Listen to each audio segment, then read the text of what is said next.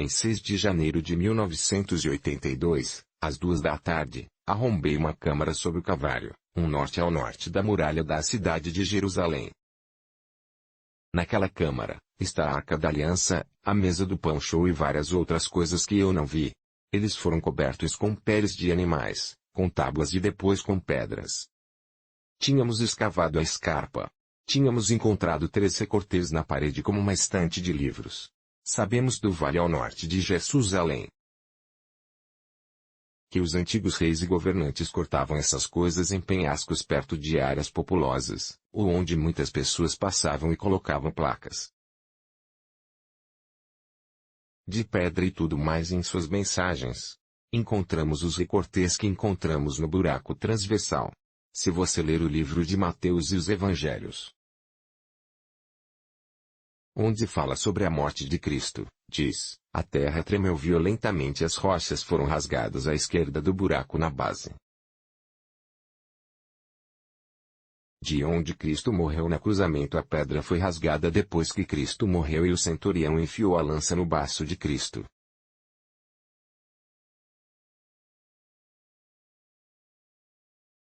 E saiu sangue e água. Foi através dessa rachadura. Foi ao propiciatório da Arca da Aliança que Deus havia providenciado para ser escondido naquela câmara 600 anos antes de Cristo morrer. Agora, qual é o significado disso? Salmo 77:13 diz: teu caminho, ó Deus, está no santuário. No dia da expiação, a cabra que representava Cristo como portador do pecado, depois que todos os pecados eram figurativamente transferidos para a cabeça, foi morta. É sangue. Foi levado ao lugar mais sagrado e aspergido no propiciatório. Essas pessoas estão ansiosas pelo fato de que Cristo iria morrer. Eles confessaram seus pecados na cabeça dos cordeiros. E tirou a vida desses inocentes bichinhos. Nós, pela fé, cremos que Cristo realmente morreu. E nós, orando a Deus, em Cristo, o nome recebeu o perdão dos nossos pecados pela fé nesse fato. A razão pela qual eu cavei naquele lugar em particular foi uma coisa incomum que aconteceu comigo. Eu estava andando por lá e meu filho e eu fomos a Israel para pegar peças de carros no Mar Vermelho. Devido à minha ignorância e descuido, fiquei com queimaduras solares.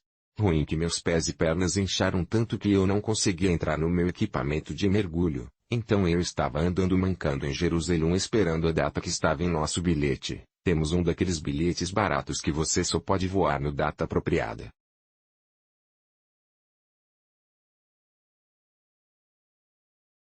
Estava andando por ali e minha mão esquerda saiu e minha boca disse que a gruta de Jeremias e a Arca da Aliança está lá. Bem, eu não fiz isso deliberadamente. Aconteceu sem minha intenção mental de fazê-lo e eu conheci algum poder sobrenatural tinha usado meu braço e minha voz e eu não tinha certeza de qual. Então fui para casa e comecei a verificar porque a Arca da Aliança poderia estar lá e a pesquisa indicou que provavelmente estaria lá.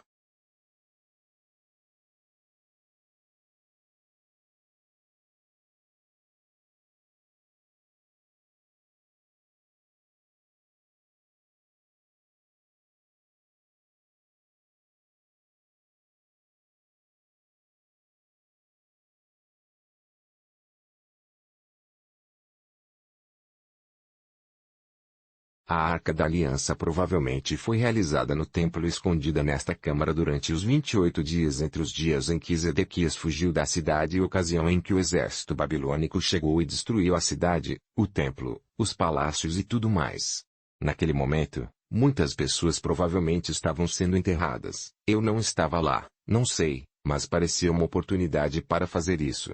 Agora, então, se o padre levasse a Arca da Aliança e a levasse para uma caverna, o exército babilônico vislumbraria aí. Se o povo judeu na cidade vislumbrasse, haveria um verdadeiro centro Bubi. Se você entende o que eu quero, essa tampa quebrada aí, é claro, mais tarde, quando eu tive acesso ao propiciatório, havia grandes quantidades de sangue e soros secos nele. Normalmente as crucificações não envolviam muito sangue. No entanto, afirma-se que eles querem ter certeza de que Cristo estava morto, então eles enfiaram uma lança nele. E o sangue e a água jorraram. Então este era sangrento, não é sangue comum. tem apenas 24 cromossomos. Todos nós temos apenas 46, a menos que você tenha anomalias genéticas que tornam isso diferente. Mas Cristo recebeu 23 de sua mãe, um fator determinante do sexo em Y.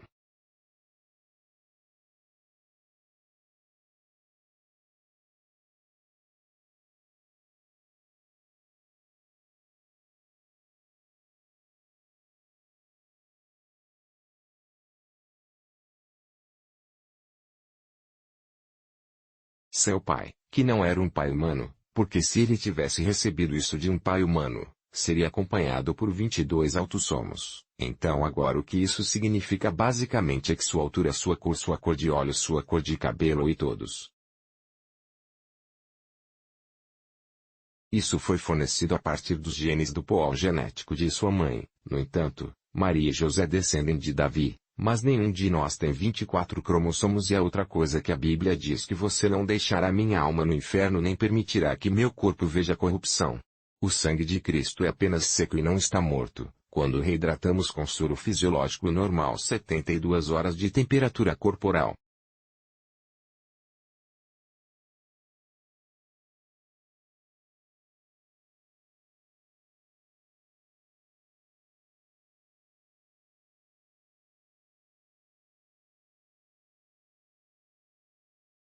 Com agitação leve e muito suave, coloque os glóbulos brancos em um meio de crescimento. 48 horas depois, fizemos na contagem de cromossomos. Eu não tinha pessoas que são especialistas desse tipo. Coisa para fazer essas coisas por mim. Eles me perguntaram onde você conseguiu esse sangue? De quem este sangue?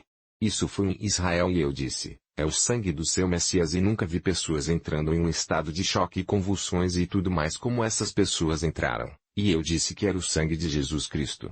Bem, eles sabiam.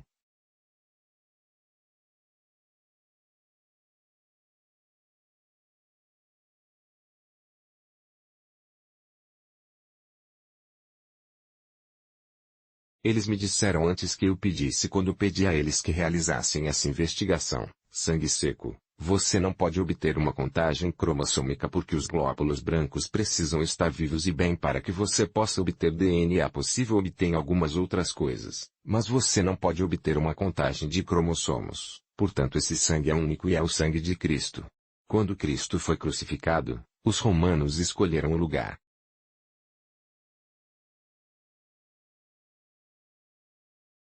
A muralha da cidade onde quase todos os que iam e vinham. Eles passaram ao caminho de Jope, passaram aqui a caminho de Damasco, a caminho de Jericó. No caminho, para Anatote e todos esses outros lugares. Eles tiveram que seguir por essa estrada no lado norte da cidade, porque para o sul, leste e oeste eram grandes voçorocas. E você tinha que ser bonita, ágil, de pé para passar por essas áreas para fugir da cidade. Então eles escolheram este lugar para a crucificação e cortaram 3 áreas recuadas na face da rocha. Isso conteria sinais, declarando quem era a pessoa que estava sendo crucificada. E qual foi sua acusação? Bem, no caso de Cristo, ele era Jesus de Nazaré. No entanto, Pilote disse que o rei dos judeus, e os judeus não gostavam disso. Mas ele diz o que eu escrevi. Norte da muralha da cidade de Jerusalém. Fica um belo jardim ao lado do local da crucificação. Nesse jardim, a menos de 200 pés do local em que Jesus foi crucificado, há uma tumba. Cinzelado na face do penhasco. Agora estamos entrando. Aqui podemos ver dentro da tumba uma cruz muito antiga. E aqui você pode ver, bem aqui atrás, foi desenterrado, mas presumivelmente porque Cristo era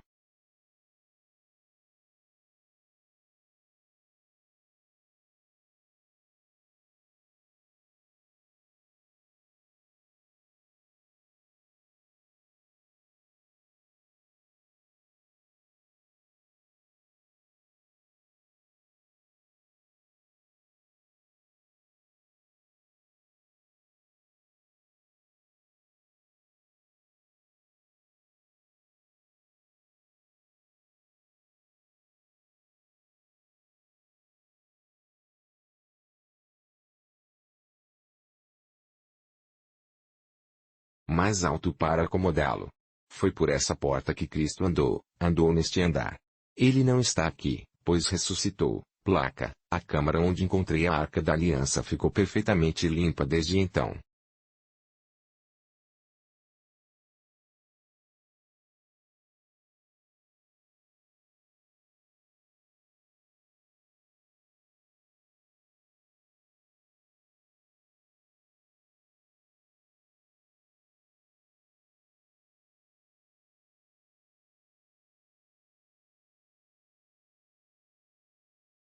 E a Arca da Aliança, a mesa do pão de espetáculo, o bastão de vela, a alter dourada do incenso, todos eles foram dispostos como estavam no templo terrestre, exceto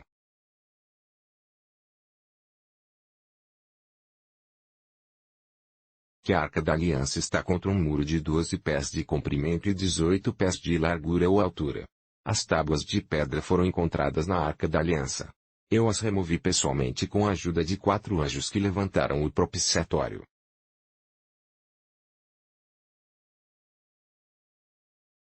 Que eu calculo pesa cerca de 900 libras de ouro maciço e um desses anjos me disse para levar as mesas de pedra para lá. Ele disse, Deus quer que todos vejam aqueles e assim. Levei-os para fora, parei lá congelado no lugar e bem, simplesmente não consigo descrever meu estado físico ou mental ou qualquer outra coisa, se você sabe se eu não tenho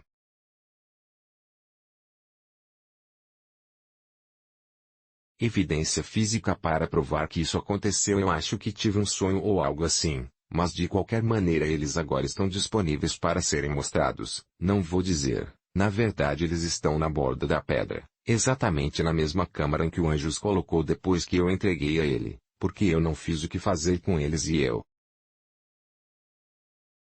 Foi dito que estes devem ser apresentados com as evidências de sangue quando a lei da marca da besta for aprovada ou aplicada. Agora, eu sei que todo mundo se pergunta sobre o que é a marca da besta.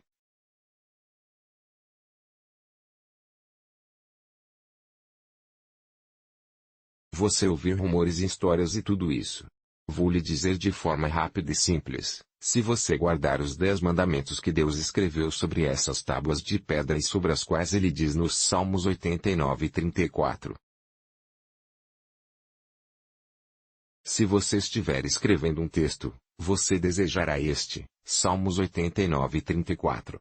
Ele diz, minha aliança não quebrarei nem alterarei a coisa que saiu dos meus lábios. Ele falou os 10 mandamentos do topo da montanha, os escreveu em pedra. Ele diz que nada mudará. Certo, se você cumprir essa lei, você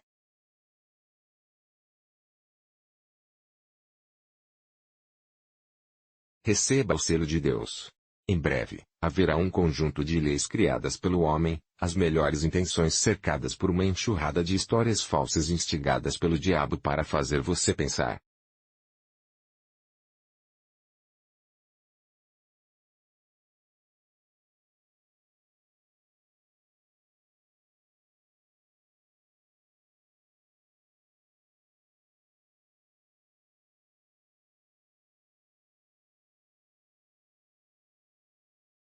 Esta é a melhor coisa que já aconteceu à raça humana que você poderia seguir voluntariamente.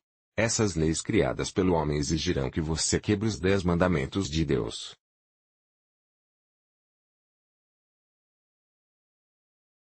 Cristo disse aos fariseus, pois é em vão que eles me adoram ensinando doutrinas e mandamentos dos homens.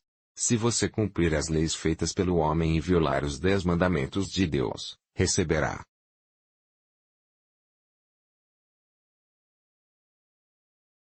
a marca da besta. Agora, o que eu gostaria que todos os homens, mulheres e crianças dessa plateia se lembrassem, se você esquecer todo o resto. Jesus Cristo, o Filho.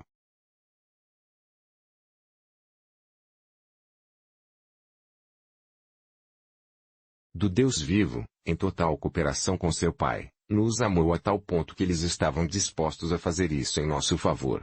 É feito pessoal. Nós estivemos comprado por um preço, mas não nos fará nenhum bem, a menos que procuremos o Pai em nome e sangue de seu Filho e peçamos perdão e restauração à sua semelhança. Agora como você pode?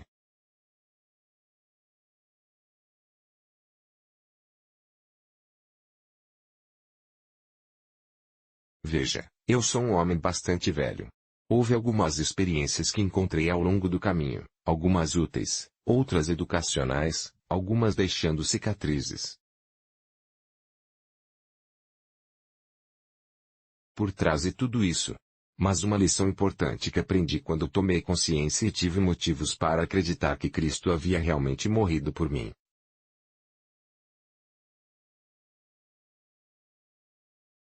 E que a vida eterna estava disponível mediante solicitação.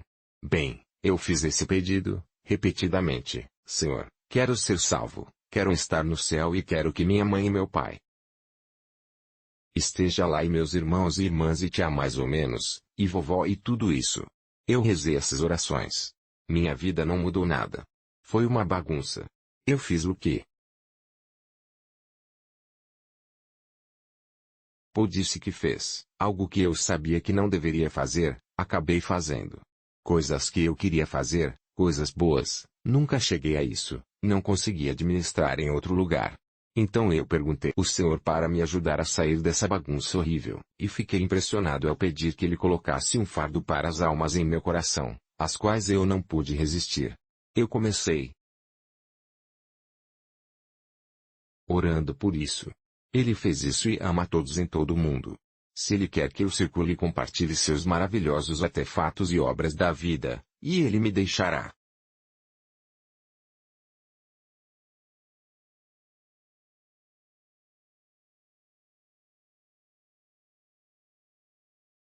Faça, eu continuarei. Quando comecei a orar para que Deus me mudasse e fizesse o que fosse necessário em minha vida para que Ele pudesse trabalhar em mim e através de mim.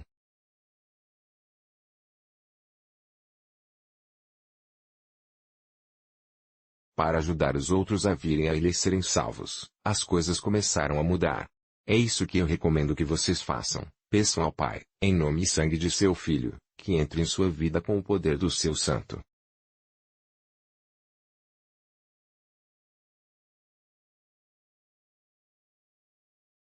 Espírito, perdoe-o, limpe-o, ajude-o a parar de picar e a refletir seu caráter a ponto de as pessoas serem atraídas a ele por sua influência.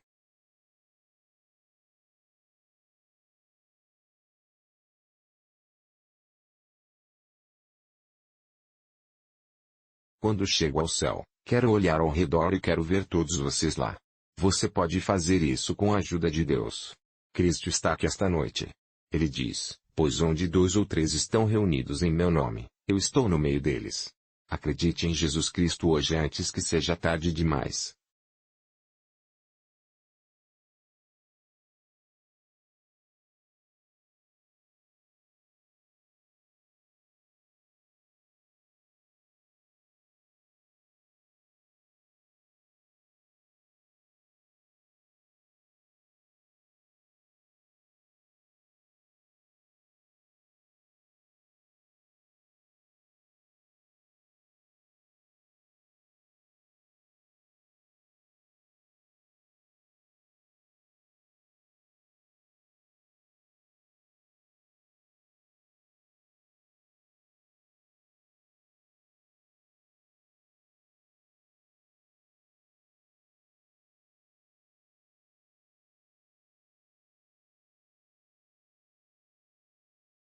Formoso ver chalcalo pontenam ofetelor de chalbe saber.